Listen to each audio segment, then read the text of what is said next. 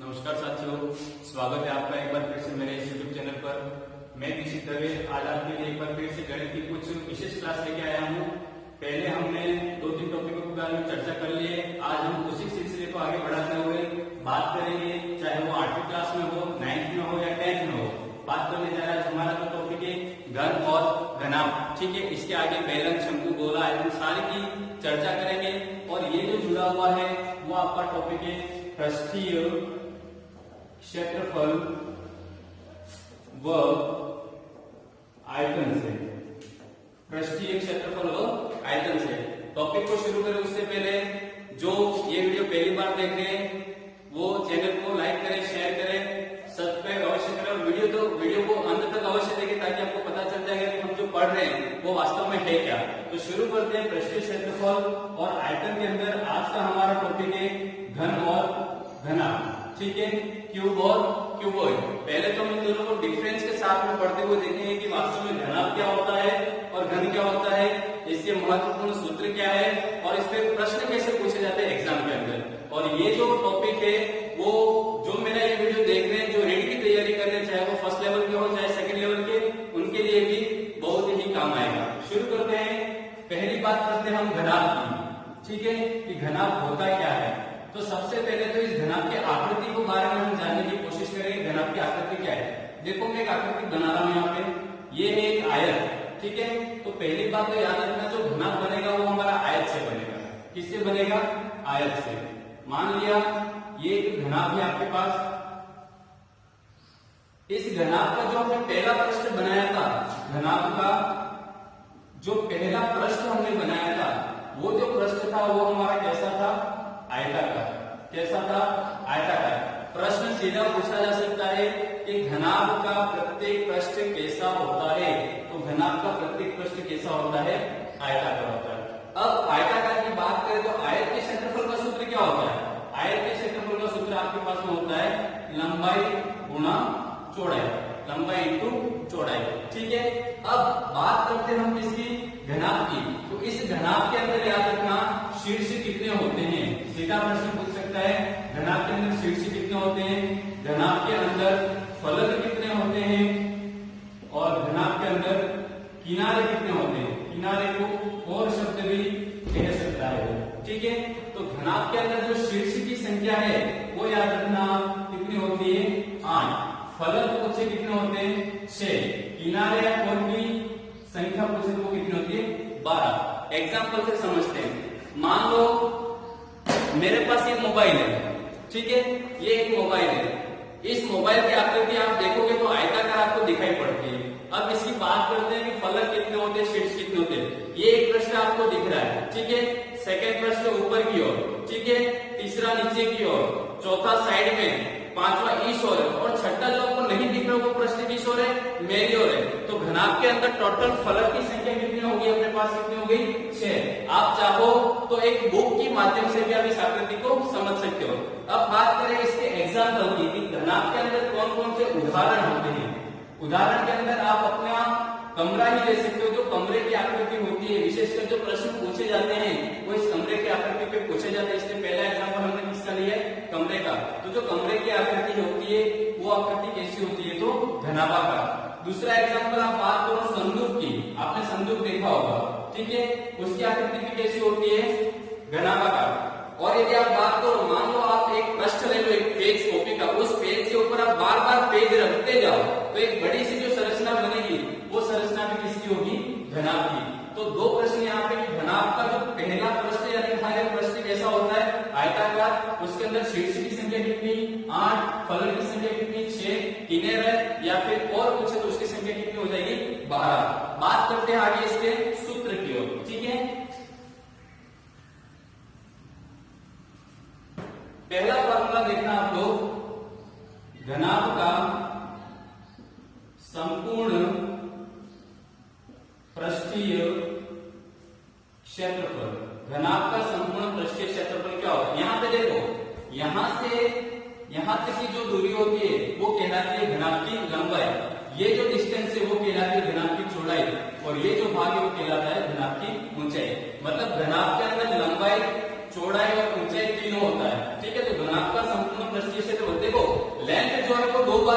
दे रखी होगी। तो यहाँ पे फॉर्मूला याद रखना, 2 इंटू लंबाई इंटू चौड़ाई प्लस चौड़ाई इंटू ऊंचाई प्लस ऊंचाई इंटू लंबाई। अब रही बात सूत्र को कैसे याद रखें। यदि आपको सूत्र याद नहीं होता है तो आपको सिर्फ 3 नाम याद रखने हैं। एलपीएच क्या याद रखना है, एलपीएच क्या याद रखेंगे, एलपीएच फर्स्ट के अंदर हम लिखेंगे एल और बी, दोनों की जोड़े बनाने, फिर बी और एच और लास्ट में कौन बचा आपके पास, एच और एल, और तीनों के बीच में कौन सा चिन्ह हमने लगा दिया, प्लस का, और टोटल एल जो 2 बार है इससे आगे हम क्या यूज कर सकते हैं, 2। तो घनात्मक संपूर्ण पृष्ठीय क्षेत्रफल क्या हो गया, 2 इंटू लंबाई इंटू चौड़ाई प्लस चौड़ाई इंटू ऊंचाई प्लस ऊंचाई इंटू लंबाई। ये आपका पहला फार्मूला। दूसरा फार्मूला पूछता है घनाभ का आयतन। घनाभ का आयतन क्या होता है। देखो आपने आयत के क्षेत्रफल अभी देखा था, तो क्या लिखा था, लंबाई इंटू चौड़ाई, क्योंकि वो एक द्विविमीय आकृति है। और ये जो घनाभ है, प्रश्न पूछ सकता है घनाभ की आकृति कैसी होती है, ध्यान रखना आप लोग, कैसी होती है, त्रिविमीय, 3 डायमेंशनल, 3D के अंदर इसका आकृति होती है। क्योंकि यहाँ पे देखो ये पहला प्रश्न, दूसरा, तीसरा, चौथा और ये पांचवा और एक पीछे की प्रश्न है वो आपको नहीं दिख रहा, क्योंकि इसकी आकृति कैसी है, 3 डायमेंशनल। तो याद रखना घनाभ के आयतन का फार्मूला लंबाई इंटू चौड़ाई इंटू ऊंचाई। तीसरा फार्मूला आता है आपके पास में घनाभ के विकर्ण की लंबाई। घनाभ के विकर्ण की लंबाई ये सबसे महत्वपूर्ण फार्मूला है जो रीट एग्जाम की तैयारी करें, क्योंकि ये प्रश्न पूछा चुका है इस फार्मूले पे। याद रखना आपका फार्मूला लंबाई का स्क्वायर प्लस चौड़ाई का स्क्वायर प्लस ऊंचाई का square, l square plus b square plus h square, और उसके ऊपर कौन सा चिन्ह लगा हुआ है, वर्गमूल का। ये 3 महत्वपूर्ण सूत्र किससे जुड़े हुए हैं, हमारे घनाभ से। किससे जुड़े हुए, घनाभ से। एक बार मैं वापस रिपीट कर रहा हूँ, घनाभ के अंदर शीर्षों की संख्या 8, फलक 6, किनारों की संख्या कितनी हो जाएगी, 12। घनाभ का प्रत्येक पृष्ठ कैसा होता है, आयताकार। घनाभ का संपूर्ण पृष्ठीय क्षेत्रफल 2 इंटू लंबाई इंटू चौड़ाई प्लस चौड़ाई इंटू ऊंचाई प्लस ऊंचाई इंटू लंबाई। घनाभ का आयतन पूछे तो लंबाई इंटू चौड़ाई इंटू ऊंचाई। घनाभ के विकर्ण की लंबाई under l square plus b square plus h square. L का मतलब लंबाई, बी का मतलब चौड़ाई और एच का मतलब क्या हो गया, ऊंचाई। ठीक है, बात करते हैं आगे घन की। आप कंपेरिजन करना, थोड़ा सा आपको इजी लगेगा समझने के अंदर।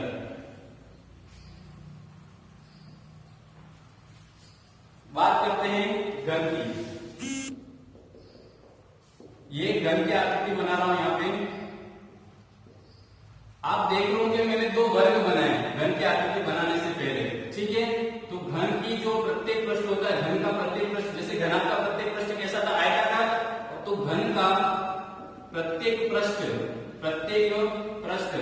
वो कैसा होता है आपका, वर्गाकार। सीधा प्रश्न पूछ सकता है। और ये जो घन है, इस घन की आकृति भी कैसी है, त्रिविमीय। याद रखना कैसी आकृति है, त्रिविमीय, 3D के अंदर। इसके अंदर भी शीर्षों की संख्या 8, फलक की संख्या 6 और किनारों की संख्या कितनी होती है, 12। दोनों में सेम है, याद रखना। घन का प्रत्येक पृष्ठ वर्गाकार, और वर्ग आया तो वर्ग से जुड़े हुए सूत्र याद होने चाहिए। वर्ग का क्षेत्रफल पूछे आपको, वर्ग के क्षेत्रफल का सूत्र क्या होता है, भुजा स्क्वायर। कहने का अर्थ है यदि घन के एक पृष्ठ का पूछ लिया आपको, घन के एक पृष्ठ का क्षेत्रफल पूछा, एक पृष्ठ का क्षेत्रफल, तो आप क्या लिखोगे, भुजा स्क्वायर। क्यों, क्योंकि एक पृष्ठ कैसा आया, वर्गाकार। अब देखो पृष्ठ का मतलब हुआ हमारे पास फलक, टोटल फलक की संख्या कितनी है, 6। तो घन के कुल पृष्ठों का क्षेत्रफल, कुल पृष्ठों का क्षेत्रफल, टोटल पृष्ठ कितने, 6। एक पृष्ठ का क्षेत्रफल कितना लिखा आपने, भुजा स्क्वायर। तो फॉर्मूला बन गया हमारे पास 6 इंटू भुजा स्क्वायर। अब वहां पे प्रश्न में घन के कुल पृष्ठ नहीं देंगे, वो शब्द लेंगे यहाँ पे घन का संपूर्ण पृष्ठीय क्षेत्रफल। क्या शब्द यूज करेगा, संपूर्ण पृष्ठीय क्षेत्रफल। तो घन का संपूर्ण पृष्ठीय क्षेत्रफल क्या हो जाएगा, 6 इंटू भुजा स्क्वायर। एक बात समझ में आगे, ये तो पहला फॉर्मूला हो गया हमारे घन के लिए, और कहां से निकला, वर्ग से। अब पूछे आपको कि वर्ग का जो आप देखो, घन का प्रत्येक पृष्ठ वर्गाकार, तो वर्ग का परिमाप, तो वर्ग के परिमाप का सूत्र क्या होता है आपके पास में, 4 इंटू भुजा। क्या होता है, 4 इंटू भुजा। तो आपसे प्रश्न पूछ ले कि घन के एक पृष्ठ का परिमाप, क्या पूछ ले, घन के एक पृष्ठ का परिमाप, क्या पूछ ले आपको, घन के एक पृष्ठ का परिमाप। तब भी फार्मूला क्या आएगा, 4 इंटू भुजा, क्योंकि घन का एक पृष्ठ है, उसकी आकृति कैसी हो गई, वर्गाकार। तो वर्ग के परिमाप का सूत्र ही यहाँ पे लगेगा। एक तो याद रखना घन के कुल पृष्ठीय क्षेत्रफल, दूसरा याद रखो घन का आयतन। घन का आयतन। अब जैसे वर्ग की सभी भुजा समान है, वैसे ही घन की भी सारी भुजा क्या होगी, आपस में समान। कहने का मतलब लंबाई, चौड़ाई और ऊंचाई तीनों आपस में क्या होगी, समान होगी। तो मान लिया घन की एक भुजा कितनी ए, दूसरी भुजा भी ए और तीसरी भी क्या ए, तो वर्ग का क्षेत्रफल निकाल दिया अपन, तो भुजा स्क्वायर, तो घन का निकालेंगे। याद रखना घन का आयतन, सॉरी घन का आयतन याद रखेंगे भुजा क्यूब। क्या याद रखेंगे, भुजा क्यूब, क्योंकि ये तीनों समान है। आगे एक फॉर्मूला आता है घन के विकर्ण की लंबाई, घन के विकर्ण की लंबाई, घन के विकर्ण की लंबाई का सूत्र याद रखना √3 इंटू भुजा। क्या याद रखोगे, √3 इंटू भुजा, √3 इंटू भुजा। अब जो घनाभ है, घनाभ के अंदर लंबाई, चौड़ाई और ऊंचाई तीनों अलग अलग थी, याद रखना, ठीक है। यदि हम तीनों को बराबर कर देते हैं तो जो आकृति हमें प्राप्त होगी वो आकृति किसकी होगी, आपकी घन की होगी। किसकी होगी, घन की।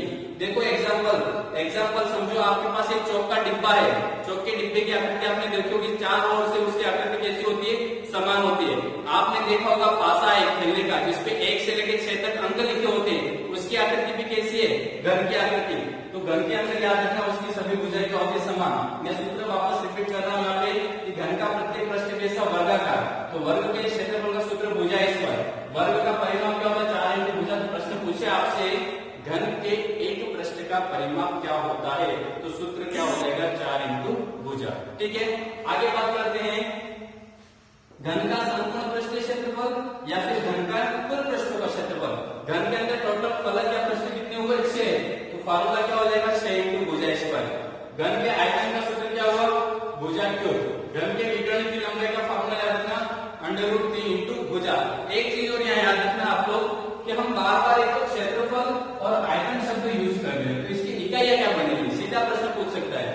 एक शब्द आया हमारे पास में क्षेत्रफल और दूसरा है आयतन, ठीक है। तो क्षेत्रफल की जो भी इकाई होगी वो वर्ग इकाई या वर्ग मात्रक लिखोगे आप लोग। क्या लिखोगे, वर्ग इकाई या वर्ग मात्रक। और जब आयतन की बात होगी तो आयतन में क्या आएगा, घन इकाई या फिर घन मात्रक। इकाई या मात्रक दोनों में से कोई एक शब्द हम यूज करेंगे।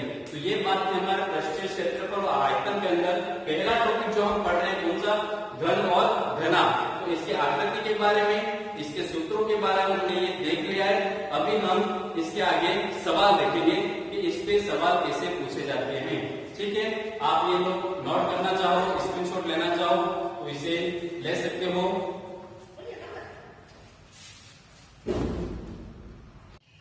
अभी हमने घन और घनाभ के सूत्र और उसकी आकृति के बारे में पढ़ लिया था और उसी के बेस पे हम कुछ क्वेश्चन लेके आए आपके लिए।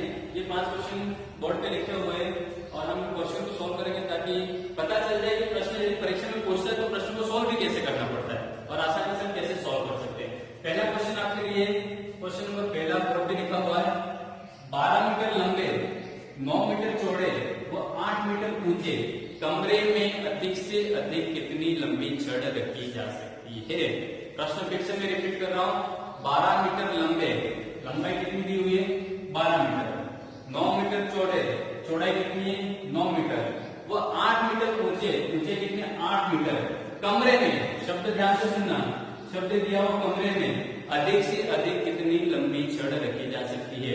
अब जब हमने अभी सूत्र लिखे थे, यहाँ पे प्रश्न में देखो आपको कमरे की लंबाई दी हुई है, कमरे की लंबाई L, चौड़ाई, कमरे की चौड़ाई B और कमरे की ऊंचाई H का मान आपको दिया हुआ है क्रमशः 12 मीटर, 9 मीटर और 8 मीटर। तो जो कमरे की आकृति की बात की थी, जब लंबाई, चौड़ाई और ऊंचाई तीनों अलग अलग दिया हुआ हो तो उसकी आकृति किसके समान थी, घनाभ के समान। किसके समान थी, घनाभ के समान। और प्रश्न में पूछा है अधिक से अधिक कितनी लंबी छड़ रखी जा सकती है, छड़ रखी जा सकती है। तो छड़ की लंबाई यदि आप लंबाई के बराबर रखोगे तो चौड़ाई कम पड़ जाएगी, ऊंचाई कम पड़ सकती है। तो ऐसी स्थिति में जो आपको निकलना है, प्रश्न में पूछा है वो घनाभ के विकर्ण की लंबाई ज्ञात करनी है। क्या ज्ञात करनी है, घनाभ के विकर्ण की लंबाई। घनाभ के विकर्ण की लंबाई का सूत्र है √L² + B² + H²। सूत्र अभी हमने पढ़ लिया था। तो लंबाई, चौड़ाई, ऊंचाई का मान दे रखा प्रश्न में, तो क्या हो जाएगा L का स्क्वायर मतलब 12 का स्क्वायर, B का स्क्वायर 9 का स्क्वायर, H का स्क्वायर 8 का स्क्वायर और वर्गमूल का चिन्ह। तो हमने जो पहला वीडियो बनाया था अपनी क्लास का, उसके अंदर वर्ग की ही बात की थी हमने। तो 12 का स्क्वायर 144 होता है, 9 का स्क्वायर 81 हो जाएगा और 8 का स्क्वायर कितना 64। इन सबको ऐड करो तो 4 और 1 5 हो जाए, कितना हो गया 9, 6 और 8 14 हो जाए, 18 का 8 हासिल 1 और 1 कितना हो गया 2, तो 289। तो 289 का वर्गमूल कितना होता है 17। वर्गमूल वाला वीडियो भी हमने बनाया, आप वहां से सीख सकते हो, देख सकते हो। तो इस टोटल घनांक से विकर्ण की लंबाई कितनी है 17। और प्रश्न में देखो इकाई क्या दी गई मीटर, तो यहाँ पे क्या आ जाएगा मीटर। और जो बच्चे रीड की तैयारी कर रहे हो, मेरा वीडियो देख रहे हो, उनसे स्पेशल बात कह रहा हूँ, आप प्रश्न के अंदर ध्यान से देखना कि यूनिट क्या देती है। हो सकता है आपके आंसर आ जाए और जल्दबाजी में आप लोग मीटर की जगह सेंटीमीटर ऑप्शन राइट करके आ जाए, तो आपका जो प्रश्न है वो सही की जगह क्या हो जाएगा गलत हो जाएगा। तो एक बार आप इस यूनिट पे भी अपना ध्यान अवश्य लगाएं। क्वेश्चन अगला बढ़ते हैं, चाहो तो आप इसका स्क्रीनशॉट ले सकते हो।